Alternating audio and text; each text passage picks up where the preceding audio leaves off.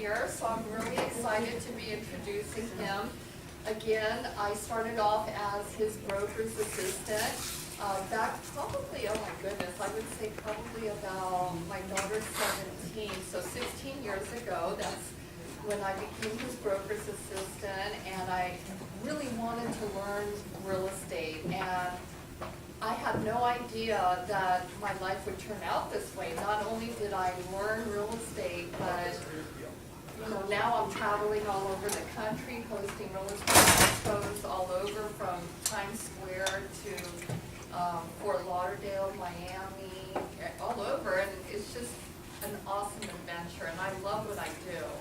And I do owe a lot of my success to Hector because he educated me, motivated me, and he continues to inspire me. In fact, I was in this boot camp 2 months ago, and I credit the remotivation for me closing a deal this week. I haven't closed a deal in 1.5 to 2 years, even though I've been very active in my investments. And it's because I was going through a little bit of a personal issue and got a little bit depressed. So, I kind of got into a slump. And then I went to his boot camp, got re-energized, and bam, I closed escrow this week. So that's why, that's why it's so important to get re-energized and re-motivated, because just because you're an investor doesn't mean you should just stop. Always be going out to try and do new deals and learn more information. So that's why I'm so excited to have him here today. I know he's going to motivate you and educate you, just as he has me. So, Hector, all ready? Yes. Okay. So I'd like to introduce to you Hector Padilla with HP Capital Investments from Los Angeles.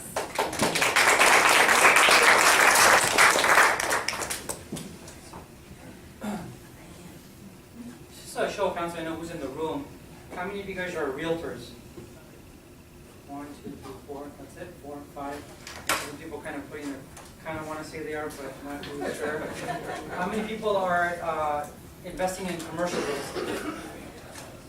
1, 2. Okay. All right.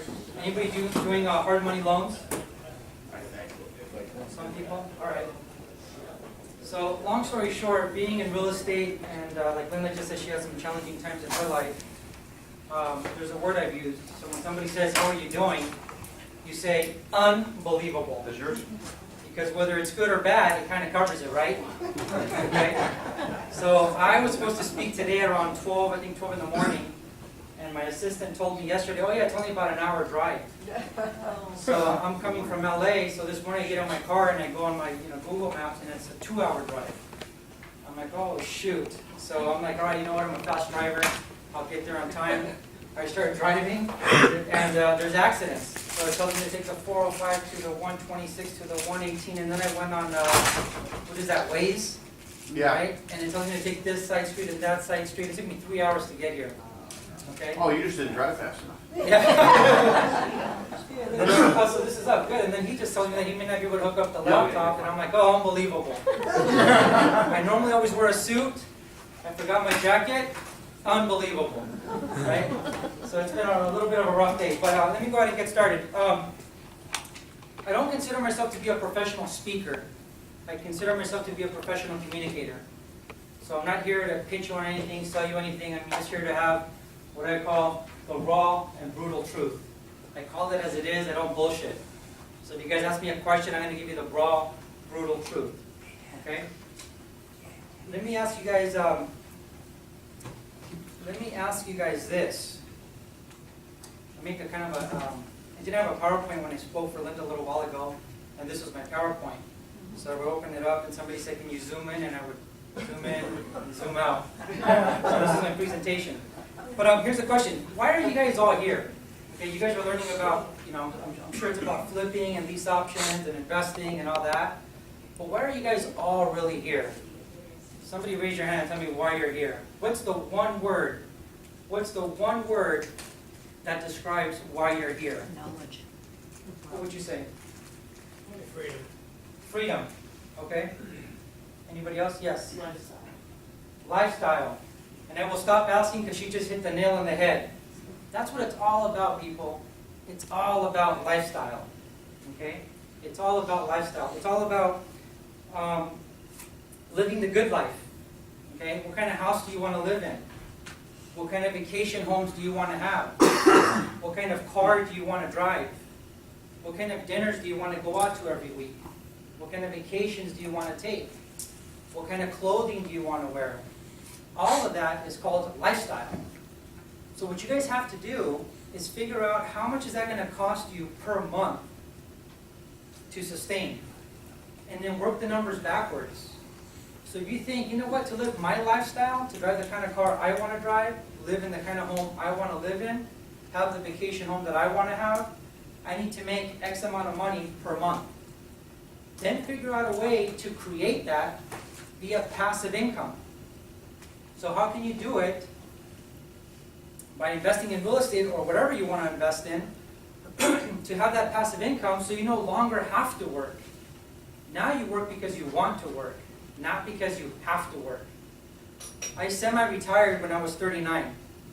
I got married, met my dream woman, had a little baby girl, and I said, you know what, I'm going to be a full-time father, full-time family man.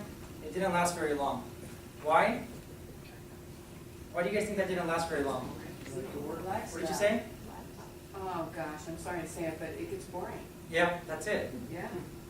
I couldn't do the Google Gaga all day long. No. You know, I can play with my little girl for an hour in the morning and then another hour at night, but I Yeah. can't do it all day long. Right. So as men, and some women, we want to hunt. We want to kill, right? Okay? We want to go after it, right? And that's just part of being a human, especially if you're being an entrepreneur. So I decided not to retire, and I'm back at it again, and you guys will see some of the deals that I'm doing. All right.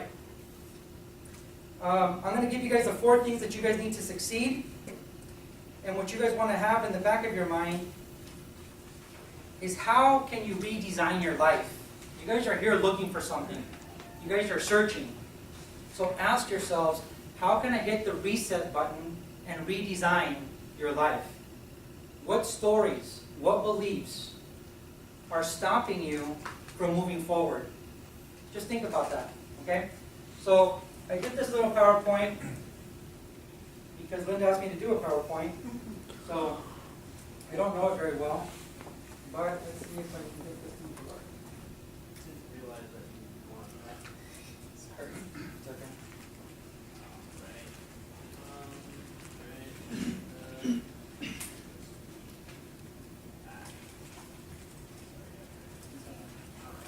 That should be good. All right. So this is me at age 4 washing dishes. And the question is, was I passionate about this job? I don't think so. What do you guys think? No. No, right? The reason why I have this up here is because everybody always talks about, oh, you got to be passionate about what you do and you got to find your passion, okay? And it stresses your kids out and it stresses you out. The truth of it is that I was not passionate about washing dishes. What I was passionate about was making enough money to buy my own dozen donuts at Winchell's. Because see, I came from a family of 4, and my sister got 4 donuts, I got 4 donuts, and my mom got 4 donuts.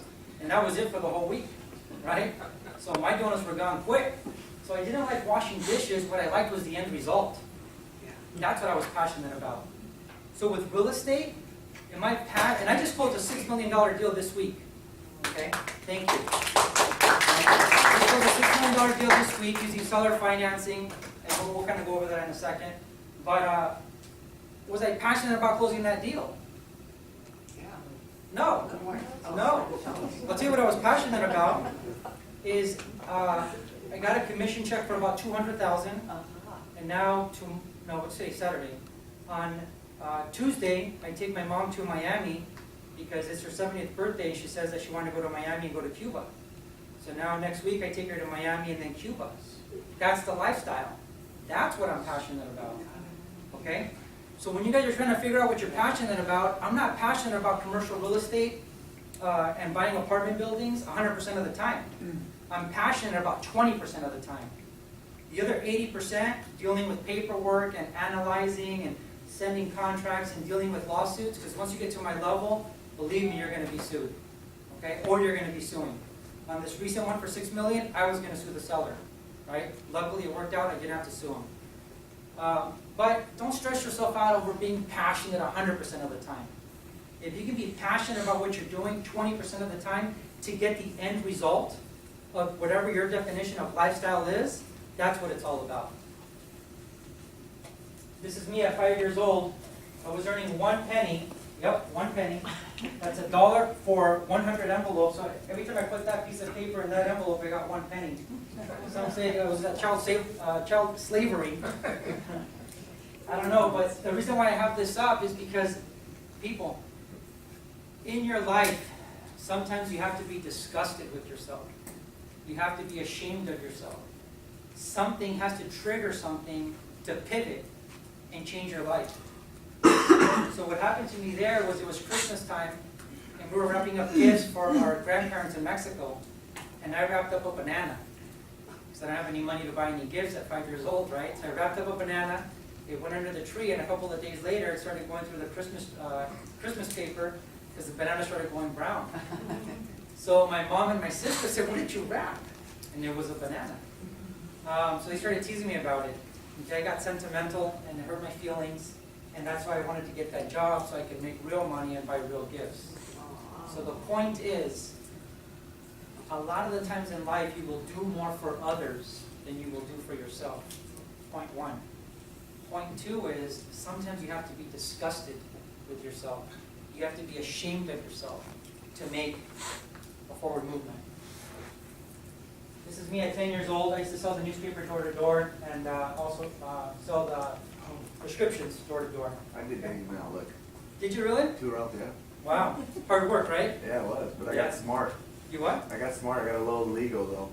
A little what? Illegal, I ended up putting in the quarter and taking out all the things, and I went out and got all my own customers that I already had on the ground. Nice. All right, you guys keep your eye on him. Yeah. He's honest. So here's the point with that is that we have to be creative and think into a new box, and we also have to think out of the box. So if I wasn't making that much money getting newspaper subscriptions, how was I making money?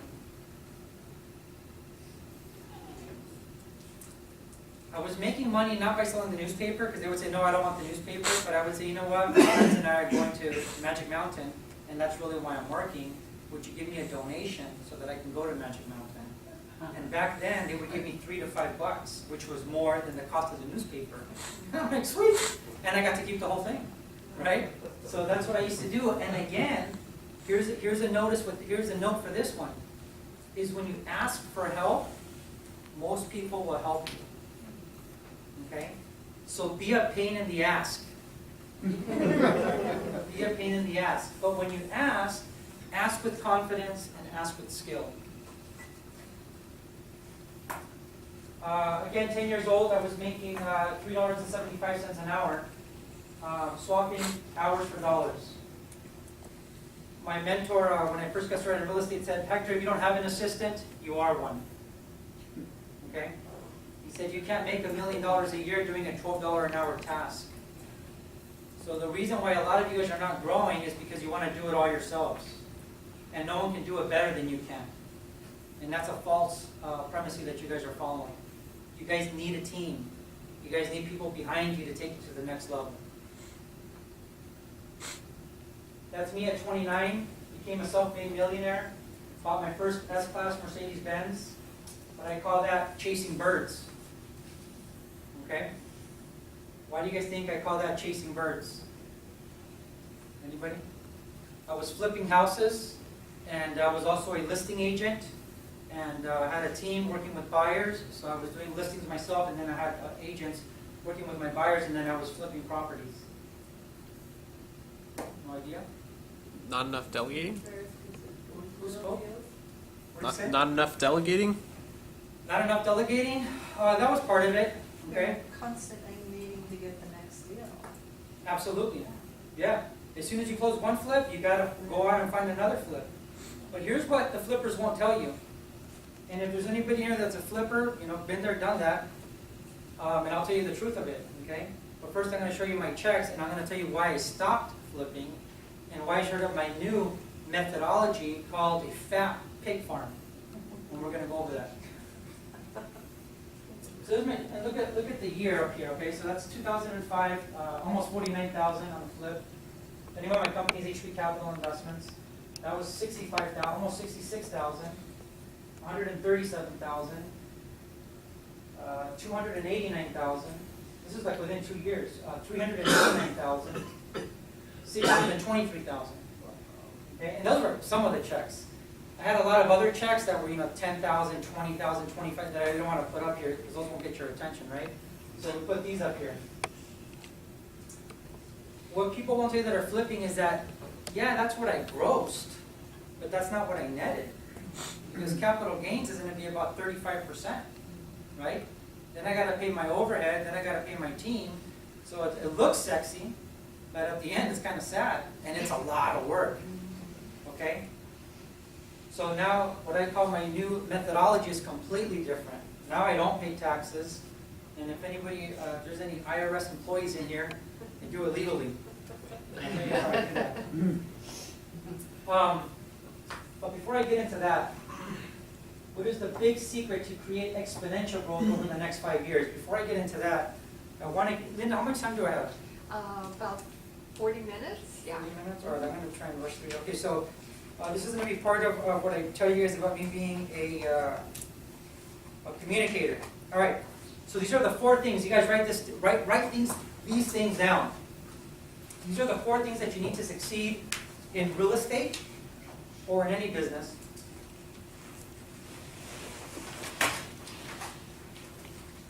That you want to get into. All right, number 1 is vision/goals. Okay? And I'm taking it to the bare minimum because this business is not rocket science. A lot of people are always chasing birds, looking for that magical pill. What's the magic solution? And it just comes back down to basics. It comes back down to just time-proven wisdom. Okay, the basics. These are the basics that will help you succeed in real estate and in life. Ready? Number 1, vision/goals. Okay? What did Helen Keller say when they asked her, is there anything worse than being blind? Does anybody know? Being blind and deaf? That would be pretty tough, but what she said was, probably being blind, being deaf, and probably being ugly, right? Yeah. But that's not what she said. What she said was, being broke. You know what? Broke is not bad. Self-made millionaires, guys, if you guys don't know this, self-made millionaires in the U.S. will go broke 3 times before they get to keep it. Okay? So being broke is not bad. Being poor is bad. Being poor is bad. That's what's bad, because then you have a poor mindset. Okay? Being broke is okay. Hitting rock bottom and bouncing back up is good. Okay? What she did say was having vision but no sight. That's what she said. So a lot of you guys have vision, but you don't have sight on where you want to be in 5 years. What do you want your lifestyle to look like in 5 years? How do you want to look in 5 years? Okay? So have that vision. Have that vision. With goals. You guys, people probably spoke about this today. You got to have them in writing. You have to have them in writing. By the show of hands, how many of you guys have written goals? Okay, good. Okay, so statistically speaking, only the top 5% of Americans have their goals in writing. In 2007, I had a chance to fly out to Scottsdale, Arizona and have breakfast with a billionaire. So what he said was, Hector, you're right. You do have to have goals, and that is a millionaire lesson. Let me give you the billionaire lesson. So here's a billionaire lesson. He said, when you have a goal, you have about an 80% chance of accomplishing it when it's in writing and you believe in it. When you have a promise, you have an 85 to 95% chance of accomplishing that promise. When you tell your kids, son, daughter, I promise you, this is a lifestyle that we're going to live in 5 years. Okay? If you're married, sweetie, support me, back me up. In 5 years, we're going to be living this lifestyle. I promise you that. Remember, we'll do more for other people than we will do for ourselves. So have a promise. If you don't have anyone to make a promise to, find someone. Okay? And if you still can't find someone, then promise yourself whatever you want to promise yourself. Number 2, under visions and goals, is we talk about having a to-do list, right? Everybody says that, have a to-do list. One of my mentors said, don't start your day until you finish it on paper. So every morning I get up, and whatever's in red has to be done that day. Whatever's in black, I can move forward to the following day. But I don't start my day until I finish it on paper. Now that was a millionaire lesson. Here's what the billionaire said. He said, Hector, everybody has a to-do list. That is a millionaire lesson. Here is the billionaire lesson. He said,